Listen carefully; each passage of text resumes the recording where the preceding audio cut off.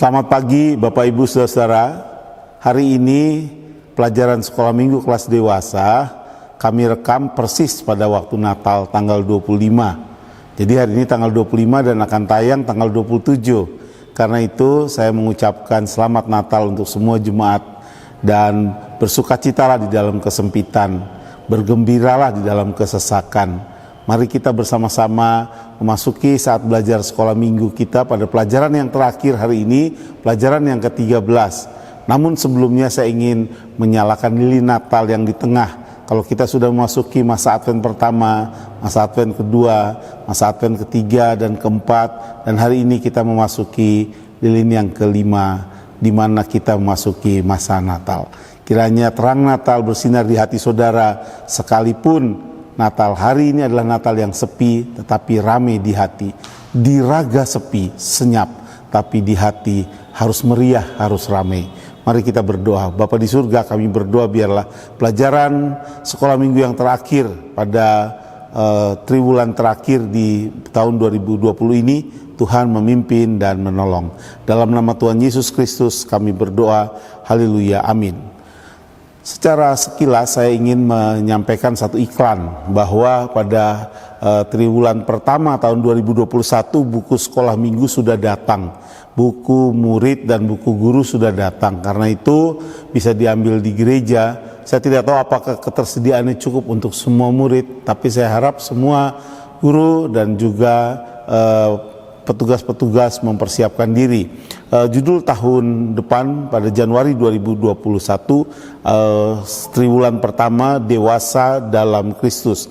Dewasa dalam Kristus. Mari kita menikmati pelajaran-pelajaran untuk tahun 2021 yang sudah dipersiapkan. Anda dapat membacanya di rumah sehingga mempersiapkan diri lebih baik lagi pada saat belajar sekolah minggu, terutama di kelas dewasa. Dan pada hari ini saudara-saudara dan saya, kita belajar bersama-sama satu bagian yang penting kembali tentang perjamuan Tuhan. Sebetulnya penulis buku ini, yaitu buku kelas dewasa, yaitu Pendeta Aryo Basuki, Baptisan dan Perjamuan Tuhan, sudah mengulas lengkap. Dan pelajaran ke-13 ini adalah satu ulangan atau pengulangan dari pelajaran yang sebelumnya, yaitu pelajaran yang ke-10 dan pelajaran yang ke-11. Waktu kita membaca pelajaran-pelajaran yang sebelumnya, terutama kalau ibu bapak melihat pelajaran yang ke-11 contohnya, di situ disampaikan oleh Pak Aryo dengan baik sekali bagaimana saudara bersikap ketika ikut dalam perjamuan Tuhan. Kata Pendeta Aryo, dia mengutip dari 1 Korintus pasal 11 ayat yang ke-17 sampai 34. Pendeta Aryo menyampaikan hal-hal yang penting tentang perjamuan Tuhan. Jadi barang siapa dengan cara yang tidak layak makan roti atau minum cawan Tuhan, ia berdosa terhadap tubuh dan darah Tuhan. Nah, waktu dia menguraikan bagian ini, dia menyampaikan ada setidaknya 5 hal sikap yang penting, yang benar. Mungkin ibu bapak masih mengingat bagian itu. Sikap pertama contohnya, perjamuan Tuhan itu adalah waktu untuk mengingat akan semua karya dan pengorbanan dan hidup Yesus di bumi ini.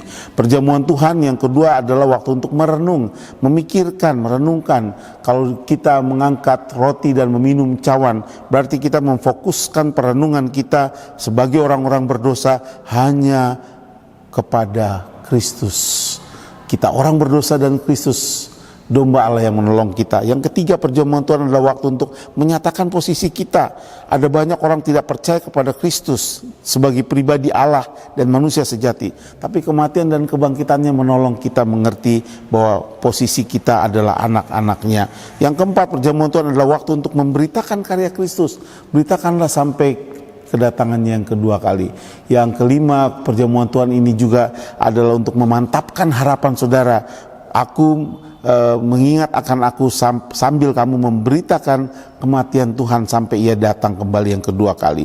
Harapan kita adalah harapan akan kedatangan Kristus yang kedua kali, di mana saudara ditebus secara utuh hidup saudara dan saya. Dan yang keenam, perjamuan Tuhan adalah waktu untuk introspeksi diri. Jadi barang siapa yang makan saya ulangi, jadi barang siapa dengan cara yang tidak layak makan roti atau minum cawan Tuhan, ia berdosa terhadap tubuh dan darah Tuhan. Jadi bagian ini sangat lengkap, sudah sangat luar biasa disampaikan. Tapi rupanya pelajaran yang ke-13 ini menutup kita dengan satu bagian dari Alkitab yang sangat penting dan menarik, yaitu Kisah Para Rasul pasal yang kedua. Saya tidak mengerti kenapa Kisah Para Rasul pasal 2 ayat 41 sampai 47 ini ditaruh di bagian yang paling belakang. Tapi pada akhirnya saya jadi paham bahwa sebetulnya Pak Aryo ingin meletakkan satu penutup yang bagus, bahwa baptisan dan perjamuan Tuhan itu adalah upacara agung gereja baptis. Itu sebetulnya pesan yang penting. Nah, dalam upacara agung gereja baptis, yaitu baptisan dan perjamuan Tuhan, ada pesan yang sangat penting. Orang yang ikut dalam perjamuan Tuhan itu adalah orang yang sudah memberi dirinya kepada Kristus, dipercaya kepada Yesus Kristus sebagai Tuhan dan Juru Selamat, dan menerima Dia dan menghidupi imannya, dan juga dia dibaptiskan di gereja di mana dia menjadi anggota gereja, terhisap ke dalam persekutuan di gereja itu. Itulah orang-orang yang ikut dalam perjamuan Tuhan. Bapak Ibu yang dikasihi Tuhan, mari saudara dan saya juga bisa memeriksa itu dalam Kisah Para Rasul pasal yang kedua sampai pasal kedua ayat 42 sampai 47. Ibu Bapak bisa membacanya, dan ayat itu memang sering kita baca bersama-sama. Tapi ayat ini menolong kita mengerti satu dasar yang penting ketika kita makan dan minum perjamuan Tuhan. Mereka bertekun dalam pengajaran rasul-rasul dalam persekutuan, dan mereka selalu berkumpul untuk memecahkan roti dan berdoa. Maka ketakutanlah mereka semua, sedangkan rasul-rasul itu mengadakan banyak mujizat dan tanda, dan semua orang yang menjadi percaya tetap bersatu, dan segala kepunyaan mereka adalah kepunyaan bersama. Dan selalu ada dari mereka yang menjual harta miliknya lalu membagi-bagikannya kepada semua orang sesuai dengan keperluan masing-masing. Dengan bertekun dan dengan sehati mereka berkumpul tiap-tiap hari di bait Allah. Mereka memecahkan roti di rumah masing-masing secara bergilir dan makan bersama-sama dengan gembira dan dengan tulus hati, sambil memuji Allah dan disukai semua orang. Mereka disukai semua orang, dan tiap-tiap hari Tuhan menambah jumlah mereka dengan orang-orang yang diselamatkan. Bagian ini adalah bagian yang dipakai oleh Pendeta Aryo sebagai satu bagian tentang persekutuan Kristen yang mengutamakan orang-orang yang percaya kepada Kristus dan dibaptiskan menjadi anggota gereja. Waktu itu saudara belajar dari ayat 42 dan ayat 46 ini mengajar kepada kita tentang kata frase memecahkan roti. Jadi perjamuan Tuhan itu, syarat mengikuti perjamuan Tuhan itu adalah orang-orang yang sudah percaya kepada Kristus. Syarat ini didukung oleh Kisah Para Rasul pasal yang kedua ayat 42 sampai 47 yang tadi kita baca. Salah satunya misalnya ada anak kalimat memecahkan roti. Ya. Sebetulnya di dalam bagian ini adalah diawali dengan makan minum biasa. Makan minum ramah tamah biasa sebagai bagian adat istiadat orang Yahudi, orang-orang Timur Tengah. Setiap pertemuan selalu ada kumpul dan makan, hampir sama saya kira sama orang-orang di wilayah kita di Indonesia. Betapa pentingnya persekutuan di meja makan itu satu perayaan bagi mereka, dan orang-orang Yahudi juga melakukan itu. Saudara bisa periksa di semua Injil, pertemuan Yesus dengan banyak orang kebanyakan juga ada di meja makan. Dan Yesus juga mengajarkan itu, dia memberi makna baru kepada Paskah. Paskah yang dirayakan oleh Yesus adalah satu Paskah anak domba Allah. Karena itu waktu Yesus berkumpul dengan murid-murid, dia memecahkan roti, ya, menjadi peringatan akan aku. Kalimat Yesus itu dikutip oleh Rasul Paulus juga, bahwa perbuatan memecahkan roti dan meminum anggur untuk mengenang Kristus. Saudara, jadi ayat ini, Kisah Para Rasul pasal 2 ayat 42 dan 46 ini adalah satu bagian yang dilakukan oleh murid-murid dengan mengacu kepada apa yang dilakukan oleh Yesus. Karena mereka bersama-sama dengan Yesus 3,5 tahun. Karena itu mereka memecahkan roti dan berkumpul dan merayakannya dan mengingat akan Kristus setelah Kristus tidak ada. Saudara bayangkan ya, ini luar biasa Tuhan Yesus. Tuhan Yesus menggunakan satu media yang penting, yang biasa dilakukan oleh para muridnya yang awalnya adalah orang-orang Yahudi, yaitu kebiasaan untuk bersekutu bersama-sama dan memecah dan minum anggur. Yesus memaknai pemaknaan Paskah, yaitu tubuhnya yang terpecah, ya, dan darahnya yang tertumpah, dengan satu media yang harian yang dilakukan oleh murid-muridnya. Setiap kali engkau makan dan minum, ingatlah akan aku. Betapa agungnya, betapa luar biasanya, saudara. Jadi murid-murid pada akhirnya memang mengembangkan itu, yaitu orang-orang, bagian yang kedua yang penting adalah mereka yang makan minum itu, ayat 41 bilang, adalah mereka yang menerima perkataan, mereka yang menerima firman Kristus. Jadi tetaplah ayat ini mendukung pendapat bahwa orang yang ikut makan minum perjamuan Tuhan adalah mereka yang sudah percaya kepada Kristus dan mengikatkan diri di dalam satu persekutuan.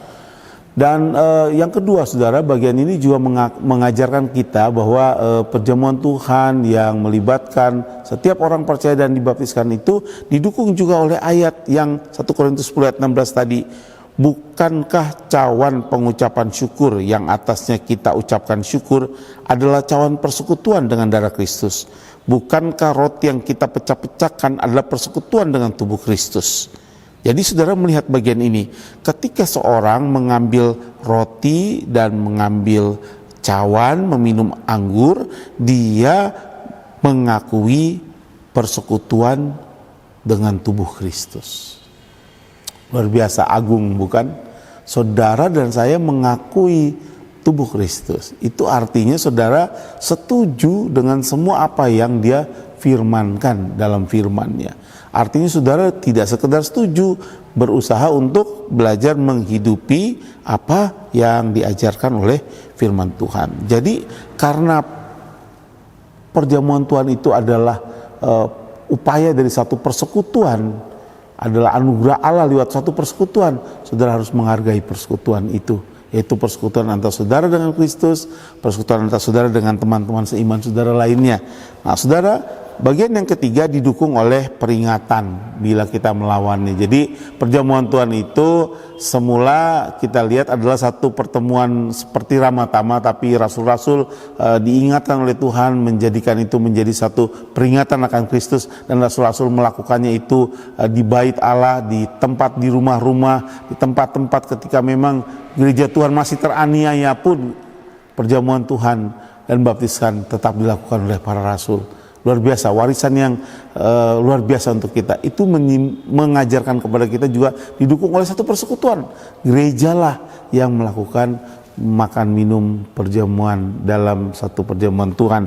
Yang ketiga saudara, itu kita diingatkan dalam 1 Korintus 11 ayat 29. Barang siapa makan minum tanpa mengakui tubuh Tuhan, ia mendatangkan hukuman. Jadi kalau saudara belum percaya pada Tuhan Yesus Kristus, saudara harus menunda mengambil roti dan minum cawan sampai saudara dibaptis dan menyerahkan diri pada Tuhan Yesus Kristus.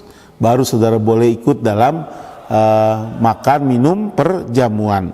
Dan saudara dan saya belajar bersama-sama dari bagian ini untuk belajar menerima dan menyerahkan hidup pada Tuhan Yesus melalui perjamuan suci di gereja di mana saudara menjadi anggotanya.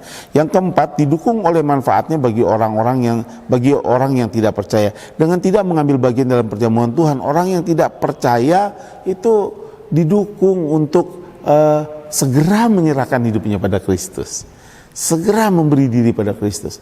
Pagi ini saudara, saya mengundang saudara, bila ada di antara saudara yang sudah percaya bahwa Yesus Kristus adalah Tuhan yang mati, menderita, mati dan dibangkitkan, dan mampu menebus hidup saudara, dosa saudara diampuni, dan saudara sudah menerima Tuhan Yesus sebagai Tuhan dan Juru Selamat, tapi saudara belum menerima baptisan, ambil keputusan. Pada awal tahun ketika saudara berbakti, ambil keputusan, saya mau dibaptiskan, menggenapi firman Tuhan ini. Loh Pak, bagaimana sekarang tidak ada saat ibadah langsung? Saudara boleh menelpon gembala sidang atau saya. Saudara bisa menyampaikan kerinduan dan keputusan saudara secara pribadi. Ya, keputusan secara pribadi. Kami akan mempersiapkan diri itu. Dan ketika saudara belajar bersama-sama, kami persiapkan. Semoga dalam bulan Paskah saudara bisa dibaptiskan di gereja. Jadi saudara, tidak cukup hanya Anda percaya kepada Tuhan Yesus Kristus, Anda juga harus masuk ke dalam tubuh Kristus ini. Nah, itulah keempat hal sikap yang penting untuk kita bersama-sama, bahwa perjamuan Tuhan itu adalah didukung oleh firman Tuhan yang sangat jelas. Syarat-syaratnya seorang yang ikut perjamuan Tuhan haruslah orang yang sudah menyerahkan diri pada Kristus dan dibaptiskan di sebuah gereja, ya. Itu didukung oleh Kisah Para Rasul pasal 2 tadi, ya. Saudara mengingat bahwa saudara sudah percaya dan saudara harus dibaptiskan, dan saudara masuk ke dalam satu persekutuan gereja, dan saudara hanya dapat ikut perjamuan Tuhan ketika saudara sudah percaya dan dibaptiskan di sebuah gereja. Baik Bapak Ibu Saudara, saya berharap ini pelajaran yang penting untuk kita. Jangan lupa tantangan saya tadi, ya. Kalau Anda sudah percaya dengan sungguh-sungguh pada Tuhan Yesus Kristus dan ada yang belum menyerahkan hidup dibaptiskan, serahkanlah diri saudara supaya saudara menjadi anggota gereja yang setia. Mari kita berdoa. Bapa Sorgawi, kami berdoa biarlah kelas dewasa ini sungguh-sungguh dapat mencermati setiap bagian kebenaran firman-Mu dan boleh bertumbuh menjadi dewasa dalam Kristus. Dalam nama Tuhan Yesus kami berdoa. Amin.